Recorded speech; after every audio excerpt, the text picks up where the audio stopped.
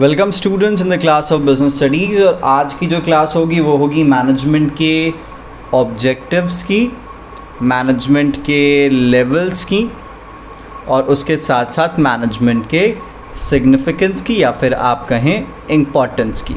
ठीक है, देखो भाई सबसे पहले बात करते हैं कि मैनेजमेंट के ऑब्जेक्टिव्स क्या क्या होते हैं। तो जहाँ तक मैनेजमेंट के ऑब्जेक्टिव की बात आती है तो मैनेजमेंट के 3 मेजर ऑब्जेक्टिव आपके सामने कैटेगराइज किए जाते हैं। कितने ऑब्जेक्टिव होते हैं?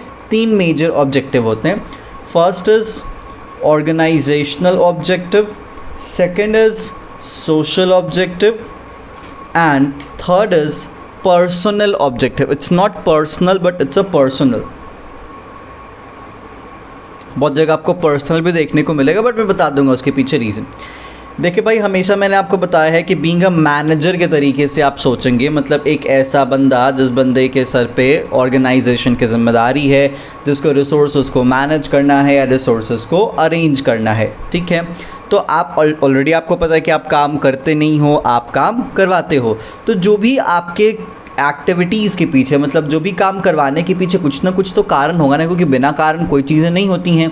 तो इसीलिए उन रीजंस को यहाँ पे 3 हिस्सों में बाइफरकेट किया गया है कि आप ऑर्गेनाइजेशन के लिए करवा रहे हो, सोसाइटी के लिए करवा रहे हो या पर्सनल के लिए करवा रहे हो। ठीक है, तो इसीलिए मैनेजमेंट की जब ऑब्जेक्टिव आती है ऑर्गेनाइजेशन के रेफरेंस में, तो ऑर्गेनाइजेशन के रेफरेंस में आपके सामने 3 चीज़ें होती हैं। कितनी चीज़ें होती हैं? 3 चीज़ें होती हैं।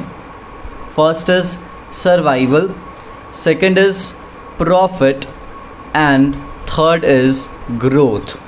ठीक है, अगर आप किसी ऑर्गेनाइजेशन को संभाल रहे हो, किसी कंपनी को मैनेज कर रहे हो, तो उसके केस में आपकी सबसे पहली प्रायोरिटी क्या रहेगी कि एटलीस्ट मेरी ऑर्गेनाइजेशन सर्वाइव करे इस कॉम्पिटिटिव वर्ल्ड में। ठीक है, क्योंकि टिके रहना ही सबसे बड़ी बात होती है। चलो भाई, फ़ायदा नुकसान तो वो बात की बात देखी जाएगी। तो इसलिए सबसे पहला आपका ऑब्जेक्टिव होगा अपने ऑर्गेनाइजेशन के रेफरेंस में कि भाई ऑर्गेनाइजेशन क्या करे, सबसे पहले सर्वाइव करे, ज़िंदा रहे। ठीक है, उसके बाद आपकी कोशिश हो कि भाई चलो भाई ज़िंदा रह रहे हैं, सर्वाइव कर रहे हैं, compete कर रहे हैं, एटलीस्ट अब हम थोड़ा थोड़ा प्रॉफिट बनाएं। क्योंकि जब तक सर्वाइव नहीं करोगे तब तक आप प्रॉफिट के बारे में नहीं सोचोगे। अगर किसी के मन में ये हो कि सर प्रॉफिट होगा तभी तो सर्वाइव करेंगे, ऐसा नहीं है। बहुत सारी कंपनीज बहुत सालों से लॉसेस में होती हैं बट स्टिल अपने रिसोर्सेज को इस तरीके से मैनेज करती हैं कि वो सर्वाइव करें। तो प्रॉफिट ज़रूरी नहीं है कि आपके सर्वाइवल को कंफर्म करेगा। बहुत सारी बड़ी बड़ी कंपनीज आप देखो कि बहुत ज़्यादा प्रॉफिट होने के बाद भी बंद हो जाती हैं। ठीक है, तो इसीलिए सर्वाइवल के लिए प्रॉफिट की गारंटी ज़रूरी नहीं है। ये डिबेटेबल क्वेश्चन होता है। ऐसे बहुत सारे एग्जांपल्स हैं कि बहुत सारी कंपनीज फ्रीक्वेंट लॉसेस में होने के कारण भी कुछ लंबे सालों तक सर्वाइव होकर अपने काम के तरीके को बदल के, प्रोडक्ट को बदल के प्रॉफिट जनरेट कर पाती हैं। ठीक है, ओके, आपके पास कुछ बैकअप रिसोर्सेज होते हैं, रिटेन अर्निंग्स होती हैं, आप उसका इस्तेमाल करते हो अपने टफ एंड हार्ड टाइम्स में। क्लियर क्या? तो इसीलिए बीइंग अ मैनेजर आपके ऑर्गेनाइजेशन के रेफरेंस में सबसे पहले ऑर्गेनाइजेशन की सर्वाइवल प्रायोरिटी है, देन ऑर्गेनाइजेशन का प्रॉफिट। और जब प्रॉफिट आप कमा लोगे तो आपकी क्या बात होगी भाई? ग्रोथ की बात होगी। चलो भाई, टिके हुए हैं, प्रॉफिट कमा रहे हैं, तो या तो कोई नए ब्रांचेस ओपन कर सकते हैं, कोई नए प्रोडक्ट्स को लॉन्च कर सकते हैं, या फिर अपने प्रोडक्शन टेक्निक्स में हम चेंज कर सकते हैं। वो सब आपके ग्रोथ को क्या करता है? सिग्निफाई करता है। तो इसीलिए जब हम ऑर्गेनाइजेशनल ऑब्जेक्टिव की बात करेंगे तो हमारे सामने कितनी चीज़ें? 3, सर्वाइवल, प्रॉफिट, ग्रोथ। आप इस बात को ध्यान से समझिएगा। क्लियर क्या? Next, social objective. मुझे श्योर है लगभग आपने क्लास 11th में सोशल रिस्पॉन्सिबिलिटी वाला चैप्टर पढ़ा था कि अल्टीमेटली जो भी ऑर्गेनाइजेशन है, वो ऑर्गेनाइजेशन जो भी रिसोर्सेज ले रही है, सब कहाँ से ले रही है? सोसाइटी से ले रही है। ठीक है, तो भाई आपको सोसाइटी को रिटर्न तो करना मांगता है ना, और इसकी जिम्मेदारी किसके सर पे हो जाती है? मैनेजर के सर पे, क्योंकि वही अल्टीमेटली पूरे ऑर्गेनाइजेशन को मैनेज कर रहा है। ठीक है, तो आपको सोसाइटी को भी बेहतर से बेहतर चीज़ें देनी है, ये भी आपकी जिम्मेदारी है। जैसे क्वालिटी गुड्स का प्रोडक्शन करना, ठीक है, प्राइसेस को एक अफोर्डेबल लेवल पे रखना ताकि सभी लोग उसको परचेस कर पाएँ। ठीक है, एम्प्लॉयमेंट अपॉर्चुनिटीज़ जनरेट करके देना, प्रोडक्शन की टेक्निक ऐसे रखना जिससे सोसाइटी को या इन्वायरमेंट को कोई नुकसान ना पहुंचे। ठीक है, सस्टेनेबल पैटर्न पे गुड्स का प्रोडक्शन करना, ये सब आपके सोशल ऑब्जेक्टिव में काम आता है। जैसे अगर बेसिक सा मैं आपके सामने एग्जांपल रखूं तो रिलायंस का है रिलायंस फाउंडेशन। ठीक है, उसी तरीके से माइक्रोसॉफ्ट का आपको पता होगा, माइक्रोसॉफ्ट के जो फाउंडर हैं वो बिल गेट्स हैं, तो बिल गेट्स का जो मिलिंडा एंड गेट्स फाउंडेशन है, ठीक है। साथ ही साथ फेसबुक के जो फाउंडर मार्क ज़करबर्ग है, उनका ज़करबर्ग फाउंडेशन है, ठीक है। रिलायंस फाउंडेशन तो मैंने आपको बता दिया, नारायण मूर्ति के रेफरेंस में उनका भी एक अपना एनजीओ चलता है। तो क्यों चलता है? क्योंकि वो सभी जिम्मेदारी लेती हैं कि हाँ जी, सोसाइटी ने मुझे इस लेवल पे रखा है तो मेरे को सोसाइटी को भी रिटर्न करना कहीं ना कहीं मांगता ज़रूर है। तो इसीलिए ये जो ऑर्गेनाइजेशंस अपने साथ साथ जो अपनी एनजीओज़ को रन करती हैं उसे ही सोशल ऑब्जेक्टिव नाम दिया जाता है, ठीक है। उसके बाद बात आता है पर्सनल ऑब्जेक्टिव। देखो भाई, आप आराम से, आपकी ऑर्गेनाइजेशन चल रही है, आपकी लाइफ चल रही है, ठीक है, सोसाइटी को भी कंट्रीब्यूट कर रहे हो। उन लोगों का क्या, जिनके कारण आप स्टैंड बाई कर रहे हो, दैट्स कॉल्ड, आपके हाथ का हो या फिर आपके पैर का हो, वो कौन होते हैं? आपके एम्प्लॉयज़। क्या हैं? आपके एम्प्लॉयज़। तो आपके एम्प्लॉयज़ के रेफरेंस में भी आपके पास कुछ जिम्मेदारियां हैं, जैसे उनको गुड वर्किंग कंडीशंस आप अवेलेबल करवाएं, उनको एक कॉम्पिटिटिव सैलरी दें, ठीक है। साथ ही साथ इसके रेफरेंस में आप उनकी जो फैमिली की नीड्स हैं आप उनको भी पूरा करें। जैसे फॉर एग्जांपल आपको पता होगा कि जो डिफेंस में होते, जो डिफेंस पर्सनल होते हैं, उनके मदर को, उनके फादर को, उनके अनमैरिड ब्रदर एंड सिस्टर्स को, उनके चिल्ड्रंस को, उनकी वाइफ को, स्पाउस को कहीं ना कहीं मेडिकल बेनिफिट्स दिया जाता है।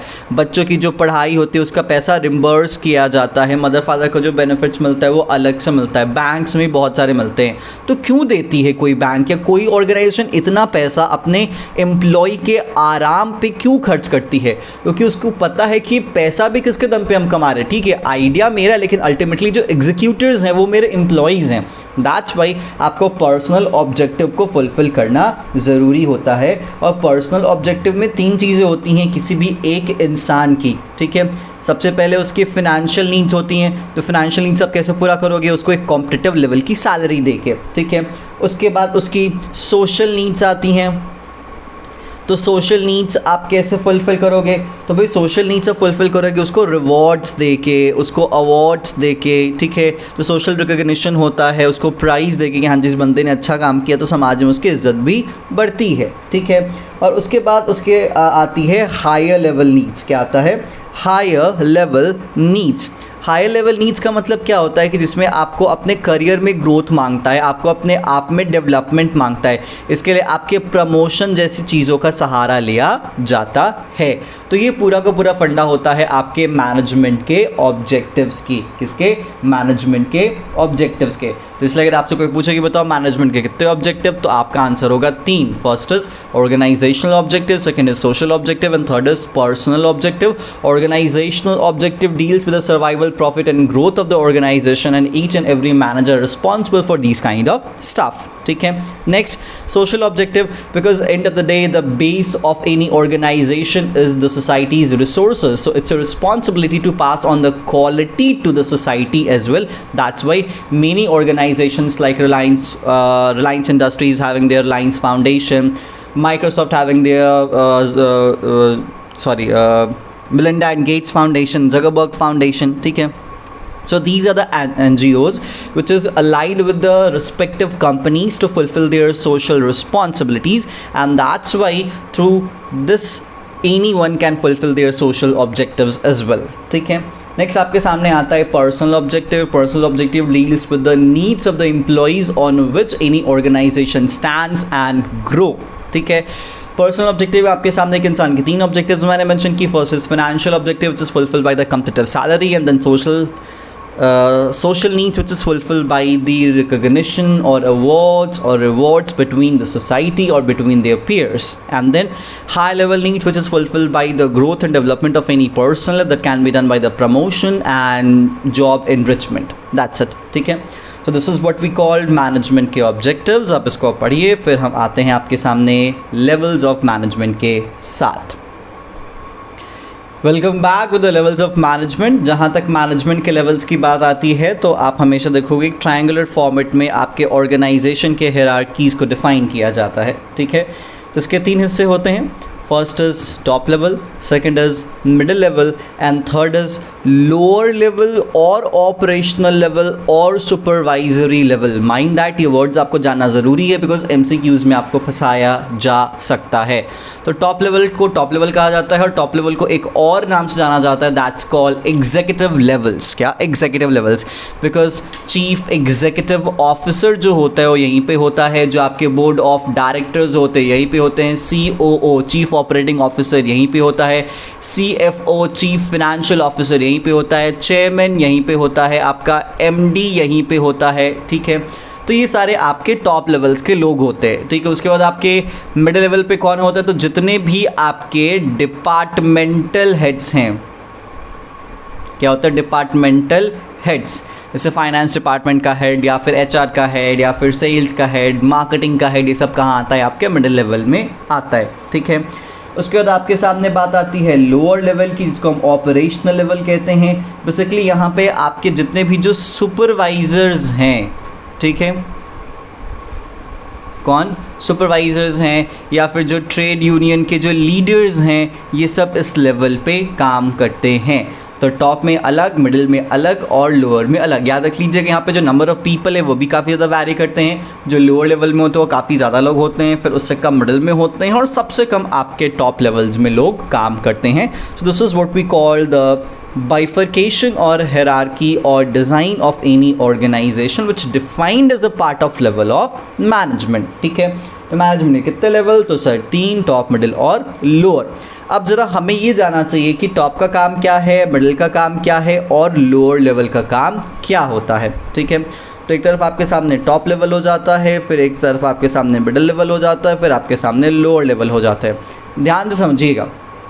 देखो भैया, टॉप लेवल का मेजर जो फंक्शन होता है, क्या होता है? जो टॉप लेवल का मेजर फंक्शन होता है वो ऑर्गेनाइजेशन के लिए, किसके लिए? ऑर्गेनाइजेशन के लिए गोल डिफाइन करना होता है, साथ ही साथ ऑर्गेनाइजेशन की ऑब्जेक्टिव को डिफाइन करना होता है, ऑर्गेनाइजेशन के पॉलिसी को बनाना होता है, ऑर्गेनाइजेशन के लिए प्लान करना होता है, ऑर्गेनाइजेशन के लिए रिसोर्सेज अरेंज करना होता है, साथ ही साथ जो आउटर वर्ल्ड है उसके साथ लेजन मेंटेन करके रखते होते हैं। जैसे बहुत सारे मिनिस्ट्रीज़ होती हैं, गवर्नमेंट्स होता है, इंटरनेशनल कॉर्पोरेट वर्ल्ड होता है, इस दुनिया से जो रिश्ता बनाने का काम होता है वो किसका होता है? आपके टॉप लेवल का होता है। साथ ही साथ ये टॉप लेवल रिस्पॉन्सिबल होती है ऑर्गेनाइजेशन के वेलफेयर के लिए या फिर सर्वाइवल के लिए। ठीक है, साथ ही साथ जितने भी बिजनेस इन्वायरमेंट में अप्स एंड डाउन्स हैं, उन अप्स एंड डाउन्स पे नज़र रखना कि कब क्या होने वाला है और हमें कैसे बिहेव करना है, ये जिम्मेदारी किसकी होती है? टॉप लेवल की होती है। ठीक है, साथ ही साथ अल्टीमेटली जो भी बिजनेस की एक्टिविटी है उस एक्टिविटी का सोसाइटी पे क्या फ़र्क पड़ेगा उसके लिए आंसरेबल कौन होता है? टॉप लेवल होता है। बहुत सारी अथॉरिटीज़ के सामने जो रिप्रेजेंटेशन का काम होता है, जैसे कहीं कोर्ट में रिप्रेजेंटेशन करना है, गवर्नमेंट के सामने रिप्रेजेंटेशन करना है, ये सब जिम्मेदारी किसकी होती है? आपके टॉप लेवल की होती है। इसीलिए जो टॉप लेवल का जॉब होता है वो काफ़ी ज़्यादा कॉम्प्लेक्स होता है, स्ट्रेसफुल होता है और काफ़ी ज़्यादा डिमांडिंग होता है, मतलब काफ़ी वक्त लगता है। आप देखते होंगे एक नॉर्मल इंसान 9 से 5 के 9 से 6 की नौकरी करके आ जाएगा, लेकिन जो एग्जीक्यूटिव्स होते हैं, जो बोर्ड ऑफ डायरेक्टर्स होते हैं, उनके लिए कोई घड़ी का मतलब नहीं होता, because ultimately they are responsible for the organisation's life. ठीक है, क्योंकि ऑर्गेनाइजेशन की जो परपेचुइटी है वो उन पर डिपेंड करती है। तो इसीलिए these are the functions of top level management which they have to perform in any circumstances. Clear? Next, अब बात आती है मिडिल लेवल मैनेजमेंट की कि भाई मिडिल लेवल का काम क्या होता है। देखो भाई, जो भी उन्होंने गोल्स, ऑब्जेक्टिव्स और पॉलिसीज़ बनाई हैं उनका इंटरप्रिटेशन प्लस उनका एग्जीक्यूशन किसका होता है? मिडिल लेवल का होता है। एग्जीक्यूटिव से एग्जीक्यूशन की बात मत रिलेट कीजिएगा, बिकॉज अल्टीमेटली जो एग्जीक्यूटिव्स होते हैं वो गाइड ही करते, डायरेक्ट करते, तब जाके ये चीज़ें एग्जीक्यूट करता है कौन? Middle level. ठीक है, साथ ही साथ आपके मिडिल लेवल की जिम्मेदारी होती है कि जो नेसेसरी एम्प्लॉयज़ हैं, जो इंपॉर्टेंट एम्प्लॉयज़ हैं, उनका ग्रोथ हो सके, उनका डेवलपमेंट हो सके। तो इसीलिए जो ट्रेनिंग का फंडा है वो कहाँ आपको देखने को मिलेगा? मिडिल लेवल में मिलेगा, क्योंकि मिडिल लेवल में ही आमतौर पे ट्रेनर्स को भी काउंट किया जाता है। साथ ही साथ कौन सी एम्प्लॉय को कौन सी ड्यूटी देनी है, कौन सी रिस्पॉन्सिबिलिटी देनी है, क्या उसे टारगेट देना है, ये भी काम किसका होता है, मिडिल लेवल मैनेजमेंट का ये काम होता है। साथ ही साथ मिडिल लेवल का काम होता है कि अपने सभी एम्प्लॉयज़ की जो मोटिवेशन का जो लेवल है, जो मोरल का लेवल है, उसको हाई रखना, ठीक है, और प्रॉब्लम्स को क्या करना, सॉल्व करना जिम्मेदारी मिडिल की है। साथ ही साथ लोअर और टॉप के बीच में एक लेवल, एक लेजन मेंटेन करना, एक बैलेंस मेंटेन करना किसकी जिम्मेदारी होती है, तो मिडिल लेवल की जिम्मेदारी होती है। साथ ही साथ सभी डिपार्टमेंट से कोऑपरेट करके, कोऑर्डिनेट करके ऑर्गेनाइजेशन की ऑब्जेक्टिव्स को फुलफिल करना, ये किसकी जिम्मेदारी होती है, मिडिल लेवल की होती है। तो इसीलिए जो टॉप लेवल का काम होता है more over it's like a thinker job, लेकिन जो मिडिल लेवल का काम होता है मोर ओवर इट्स लाइक की एग्जीक्यूटर जॉब, ठीक है, उन्हें प्रॉपरली एग्जीक्यूट करना होता है। बट स्टिल इनका भी काम एक डायरेक्शन का ही होता है और इनका काम इन डायरेक्शन का ही होता है। बस फ़र्क ये होता है कि टॉप मिडिल को डायरेक्शन देता है, मिडिल लोअर को डायरेक्शन देता है, ठीक है। मैंने आपको ऑलरेडी बता दिया कि मिडिल लेवल में कौन कौन आता है, तो HR manager, production manager, marketing, finance, operation, जो सुपरिटेंडेंट होते हैं, रीजनल मैनेजर्स होते हैं, डिविजनल हेड्स होते हैं, डिविजनल ऑफिसर्स होते हैं, ये सब आपके मिडिल लेवल मैनेजमेंट में काउंट किए जाते हैं।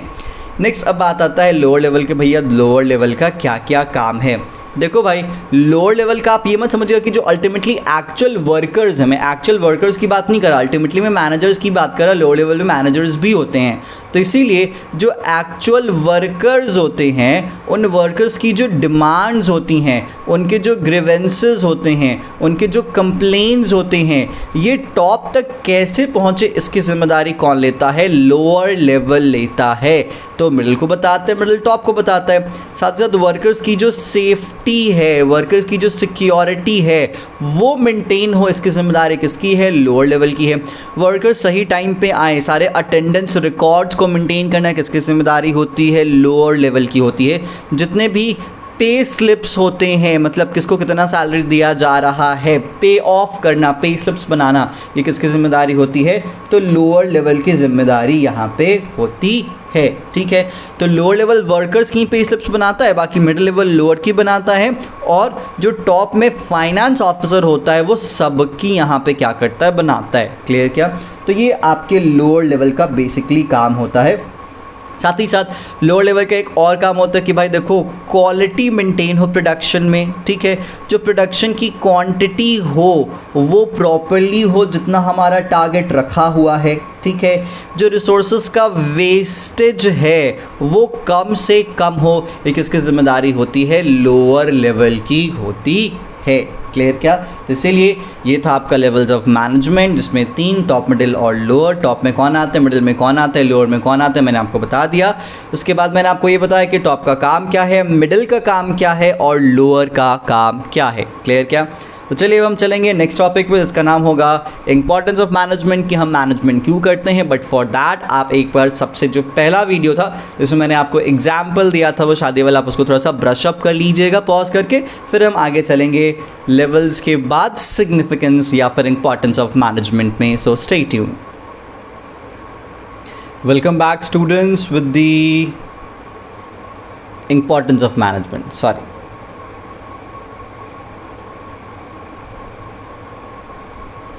देखो भाई, सिंपल सवाल है, हमें मैनेजमेंट क्यों करना है। जो भी आपने एग्जांपल्स देखा तो देखो भाई, उसके पीछे कुछ पॉइंटर्स यहाँ पे मेंशन किए हैं मैंने, और ये पॉइंटर्स इंपॉर्टेंस से सिग्निफिकेंस ऑफ मैनेजमेंट के तौर पे काउंट किए जाएंगे। ठीक है, कहता है management help in achieving group goals. एक ऑर्गेनाइजेशन में मल्टीपल डिपार्टमेंट्स, मल्टीपल लोग, और हर लोग की अपनी अपनी ज़रूरतें। जैसे अगर आपको याद होगा, मैंने जो उस शादी का एग्जाम्पल दिया था तो उसमें सब लोग अलग अलग थे। ठीक है, जैसे जो शर्मा जी थे, जो वर्मा जी थे, ठीक है, जो केटरर था, डेकोरेटर था, जिसमें आप खुद थे, सबकी अपनी अपनी तो अलग अलग ऑब्जेक्टिव थी ना।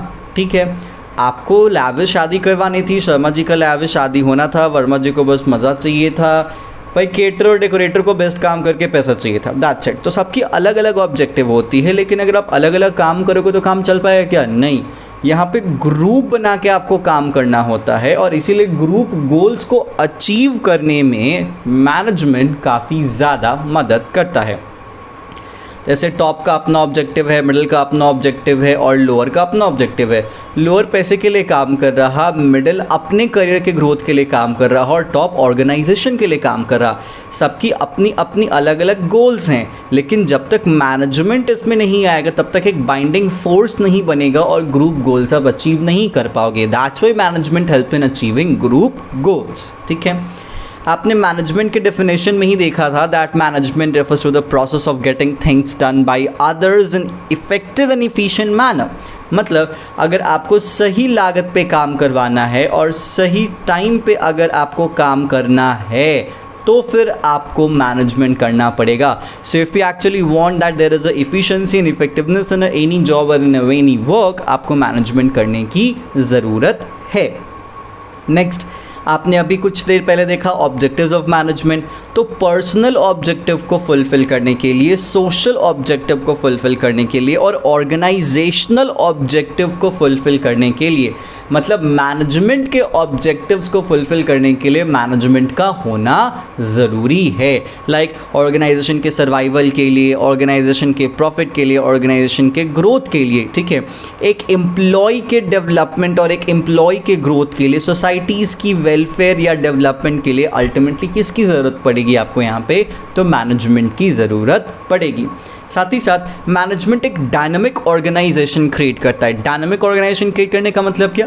मैंने आपको कल भी बताया था कि भाई वक्त बदलता है तो वक्त के साथ साथ आपको भी चेंज होना पड़ता है।